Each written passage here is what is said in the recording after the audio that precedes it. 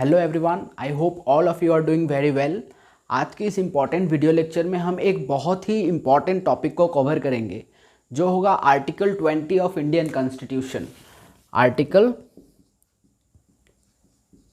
20 of Indian constitution, ये topic बहुत ही important है। इस टॉपिक को एग्ज़ाम पॉइंट ऑफ व्यू से बहुत ज़्यादा इम्पॉर्टेंट लगता है बिकॉज इसमें क्वेश्चन फ्रेम होने का चांसेस बहुत है। इसमें स्कोप बहुत ज़्यादा है कि एग्जामिनर इस टॉपिक के ऊपर क्वेश्चन फ्रेम कर सके।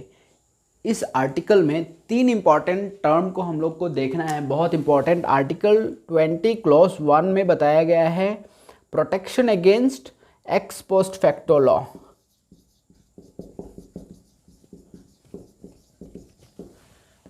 क्लॉज 2 में बताया गया है protection against double jeopardy.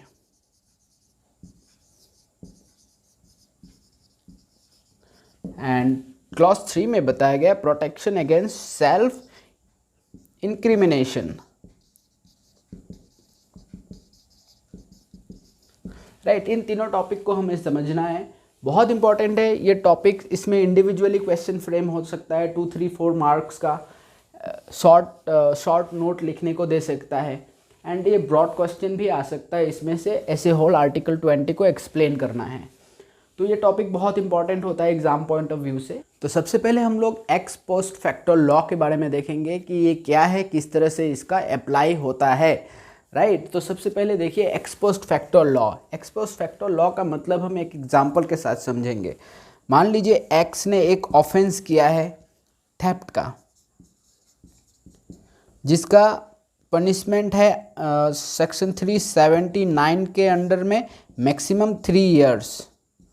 Right, अब इसका ट्रायल चल रहा है और इसका मान लीजिए आज से 3 इयर्स लेटर इसका जजमेंट आएगा। 3 इयर्स लेटर। अब यहाँ पे क्या हुआ, लॉ इज़ अमेंडेबल, लॉ को अमेंड किया जा सकता है। आज जो भी पनिशमेंट है कोई भी ऑफेंस के रिगार्डिंग में लेके, अगर पार्लियामेंट चाहे तो इंक्रीज या डिक्रीज कर सकता है as per the requirement, as per the needs of the society. तो आज 379 का जो मैक्सिमम पनिशमेंट है वो 3 इयर्स तक का है। फॉर एग्जांपल जो एक्स ने यहाँ पे ऑफेंस किया 379 के अंडर, जिसका मैक्सिमम पनिशमेंट 3 इयर्स है। अब इसका जजमेंट 3 साल बाद आ रहा है। आज से लेके 1 साल बाद ये लॉ अमेंड हो गया एंड जो सेक्शन 379 का जो मैक्सिमम पनिशमेंट था 3 इयर्स, इसको मैक्सिमम 7 इयर्स कर दिया गया। राइट, तो अब यहाँ पे जब जजमेंट आएगा तो एक्स को जो पनिशमेंट मिलेगा, ये इस पनिशमेंट को इन्फ्लिक्ट नहीं कर सकता कोर्ट, बिकॉज ये प्रोटेक्शन देता है कि एक्स ने जिस दिन ऑफेंस किया उस दिन उस ऑफेंस के लिए कितना मैक्सिमम पनिशमेंट था। तो एक्स ने जिस दिन थेफ्ट किया था उस दिन 3 इयर्स था, तो इसका जो मैक्सिमम पनिशमेंट होगा 3 इयर्स तक का ही होगा।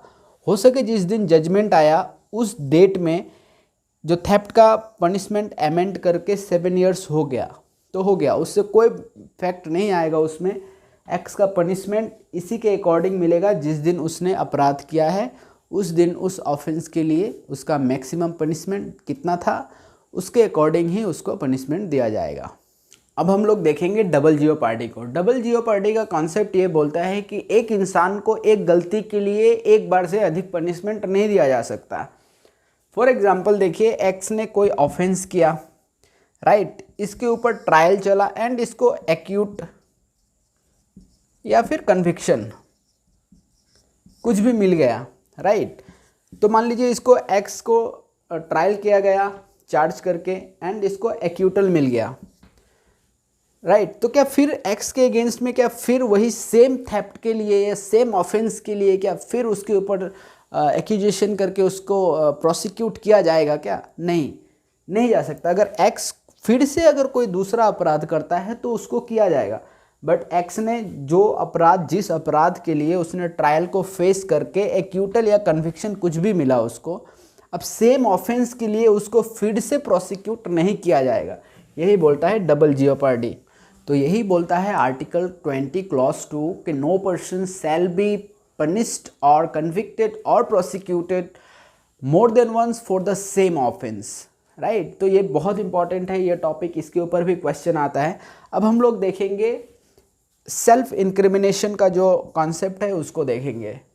प्रोटेक्शन अगेंस्ट सेल्फ इंक्रिमिनेशन में ये बताया गया है कि किसी भी ऑफेंडर, किसी भी एक्यूज्ड को ये कंपेल्ड नहीं किया जा सकता कि वो खुद के अगेंस्ट में ही गवाह बने, कि वो अपना जुर्म कबूल करे। ये कंपेल नहीं करवाया जा सकता है उसको।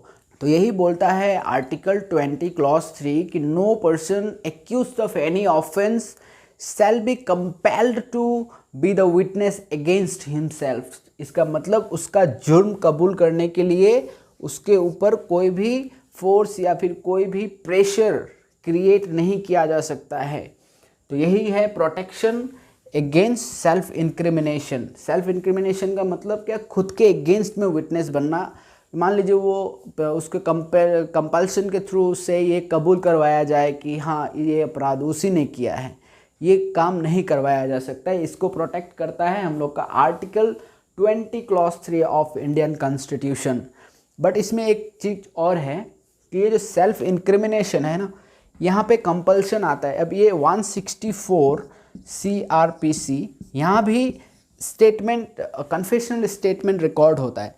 बट यहाँ पे क्या वॉलेंटरीली जो एक्यूज्ड होता है वो वॉलेंटरीली अपना जुर्म कबूल करता है। बट सेल्फ इंक्रिमिनेशन में क्या, उसके ऊपर कंपल्शन के थ्रू, उसके ऊपर प्रेशर के थ्रू उसको अगर जुर्म कबूल करवाया जा रहा है तो वो एक्सेप्टेबल नहीं होगा। उसको प्रोटेक्ट करेगा article 20 clause 3 of Indian constitution. But 164 में अगर जो स्टेटमेंट रिकॉर्ड होता है वो वॉलेंटरीली होता है, ये मजिस्ट्रेट के सामने होता है अंडर CRPC। तो this is all about for today's video. अगर आपको वीडियो पसंद आया है तो आप वीडियो को लाइक कर दीजिए। अगर चैनल पे नए हैं तो चैनल को सब्सक्राइब कर लीजिए ताकि आने वाले इम्पॉर्टेंट वीडियोस आपसे मिस ना हो। चलिए बहुत जल्द मिलेंगे एक नए वीडियो के साथ। सी यू सून।